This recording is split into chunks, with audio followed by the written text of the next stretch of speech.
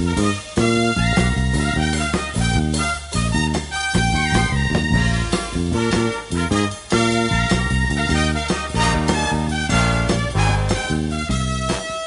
is Tuesday, January 5th, 2016. I am Dan Rubin. Happy 2016 on the BM5 for me. I'm joined, as always on Tuesdays, by Duane Long. Duane, I just took my kids to school. It was 15 degrees. It was horrible. How about yourself? It's very cold. Cold doesn't really bother me, especially if I've got sun, and it's a brilliant sun out here in Columbus, Ohio. Absolutely beautiful day. It is definitely now winter. We know that. It is so very cold. But you hear Duane pulling out the positives. Let's see if he can do that now. Duane and I talked a little bit before the show on what to talk about, and today did not take long because there's plenty of stuff going on. This is the time of the year where, though we don't have games, there's kind of a confluence of everything else about football and these guys. So we're going to talk about the word everybody has gotten comfortable with, and that is exodus. Yesterday, the Buckeyes lost two more players, Eli Apple and Jalen Marshall was the last one to go last night. What are your opinions maybe of Marshall and Apple individually? And then we can start to get into kind of what this means as so many guys are headed out the door. Apple had a bit of an up and down year, but at the end of the year he really came on with playing well. He's got all the tools. He's going to, if he runs well, I think he's at least a second rounder, maybe he sneaks into the first. That's going to be tough, though. Excuse me. That's going to be tough because it's a very, very good cornerback class. Vernon Hargreaves is probably a top 5 player in the class, and when you've got a corner that is going to go that high, you've got a good class. That's one thing that's going to hurt him as far as possibly sneaking into the first. Marshall, I just don't see where has enough of a how much film is he going to be able to show to the NFL? So much of it's going to be just returning kicks. I just think it was a mistake. He just did not want to be in school anymore, and that's a big issue. So I think that was a driving issue. Not that he was ready, just ready to be not in school anymore, and he'll let the chips fall where they may. I can't imagine he's going to go above the 4th round at the best. I would not be surprised if he's a 5th or 6th rounder. Not going to surprise me at all. Just not enough film out there. This guy actually running patterns. He was doing jet sweeps and that kind of stuff. He's just not proven himself as a receiver. Now, the thing that could really help him is lighten up the combine, and maybe he'll do that. He's got decent size, and we know he's fast, but is he going to be that kind of fast that's going to make them go, wow, yeah, we got to bump this guy up a round or two? I still believe it's a mistake. If he doesn't want to be in school anymore, okay, I understand. But financially, he as developing as a football player, I think he made a mistake. I think Marshall needs to develop into in the NFL. If he's not going to be just a return specialist in the kind of the Dwayne Harris mold of the Giants, formerly the Cowboys, kind of like your 4th or 5th receiver and your punt and kick returner, he's got to be a slot receiver. And I'm just not sure he's shown the hands consistently or the ball skills inside to do that. If someone can develop him into that, I think physically he's got all the tools you want. He's quick. He'd be great in those little jerk routes, but I just haven't seen it from him. That said, it's a schematic thing, and Marshall is one of those guys who is talented enough, I think, that maybe his second contract will be closer to what he wants. What's becoming interesting, though, and we talked about this, they are really going to have to do some work at receiver. Michael Thomas is going to leave here. You got Jalen Marshall leaving. Who knows about the rest of the guys? What are your thoughts? I mean, Paris Campbell was starting at the end of the year or playing a lot at the end of the year, and I'm not sure they threw the ball in his direction 5 times all season. What's your feeling on receivers for next year? How do you see it breaking down? We've been talking about defensive tackles so much. I now think it's just fallen down. I mean, yeah, we didn't get an elite guy, but we at least have bodies. guys that have some experience that are coming back. I look at safety now, and that is absolutely both starting safeties are going on a unit that only had 4 guys. I mean, that Eric Smith's coming off an injury. Well, you can move Burrow back there, so that gives them 3 guys to look at. So this recruiting class, and it's not going to be a great one. I don't care who they get. I think this is a highly overrated safety class. So Went is as good as anybody out there. But they needed some guys there at safety, but receiver, look how young Ohio State is at receiver now.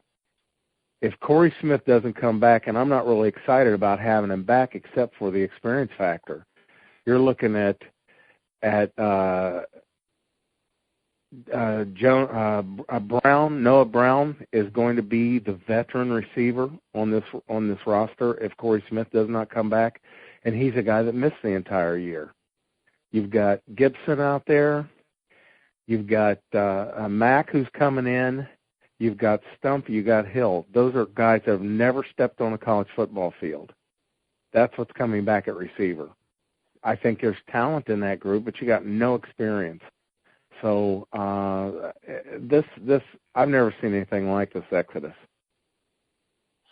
Yeah, when you add it all up, considering the fact I thought the major is you're looking back at this year and the difference in the 2 years. Everyone does the Tom Herman versus this offense comparison. I don't know if I have the numbers correct, but at one point in time, the number of passing touchdowns from last year to this year was 44 to 18. They have to develop the downfield passing game back. In recruiting, you can see they're going to be able to do that. They've got Austin Mack signed up, like you said. Ben Victor could be in this group. There's good vibes on Trevon Grimes down the line, but that's a couple years off. Now, Austin Mack has played so well. For those of you following our coverage from the Army Bowl down in San Antonio right now during practices, we're told Mack has played so well, there's a chance he could emerge from this week as the number 1 rated receiver in the country. I'm not sure that's a huge distinction in this class. They also could get Donnie Corley. There's a couple of crystal balls slipping that way, including Alex Kleitman for this weekend. But it's definitely a concern going forward, the downfield passing game. Do you feel any better about it, bringing back the veteran quarterback, though, in J.T. Barrett? I think it's got to be worked out with it's a coaching thing down through the quarterback into the receivers. There's just they're not clicking completely. Better in the Michigan game, and I would say even better in the Notre Dame game. They're finding their stride, and that I think is key. It's got to start at the top, though. These guys got to get it together and learn how to utilize what we have, because as I said, these guys are going to be very young, but it doesn't mean there's no talent. There's some guys there that can catch the football, and I mean Barrett was last year number 5 in the Heisman voting and broke every passing record that we have here. So I think that we've got the talent. We can't say that we don't have players. We've got to get these guys coached up and get on the same page and get the ball down the football field. I mean, like you said, 44 to 18. I mean, I know Devin Smith scored some touchdowns, but he didn't score that many. So there are some guys here that still have some talent. So let's take advantage of it. These guys got to get right here. Yeah, 44 to 18 to me reveals almost a systematic breakdown or just a philosophy change. So speaking of the coaching staff, that Tim Beck matzo balls is hanging out there. It was fast and furious. People thought that Urban was going to make a change. I, for one, to go on the record, I don't think he's going to make a change. I've just heard too much from people saying within the program that he just does not fire people after 1 year. That and the fact that I thought they looked good in the Notre Dame game, and maybe he's found a new way to go about it with the Warner-Beck combination. How much of that is on these guys to get the offense in gear? And considering the fact they're going to have so many young players playing, wouldn't now, if you're going to make a change, be the time to do it? Because you run the risk of having to do it in the middle of these guys' career? Oh, yeah, absolutely. If you're going to, I just don't think it's going to happen. As you said, he's never fired a guy after 1 year, and the last two games, after they made some changes that it didn't even really make sense to anybody else. Everyone was thinking before the Michigan game that both the offensive line coach and the offensive coordinator, quarterback coach, they're all upstairs. Well, wait a minute. But it worked. It was outstanding against Michigan, and then I've had fans say, well, it was just running the ball. Okay, but why would you stop running the ball when you're just absolutely curb stomping them? There's no way to stop that. And then we come back in this game, in Notre Dame game, and we're throwing the ball much better.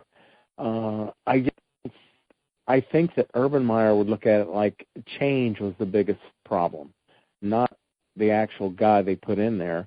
And the last couple of games, the offense has really generated, looked really good, looked like the same offense from last year. So I just don't see him making this change. Just to, I'd say this, that there's also the complication of Warner as offensive coordinator. Nobody that is better is going to be looking to come in here just to be the quarterback coach. The guys you would really want on that offense, they want to be the offensive coordinator and quarterback coach. That's why we got Beck, is because Warner was going to be the OC.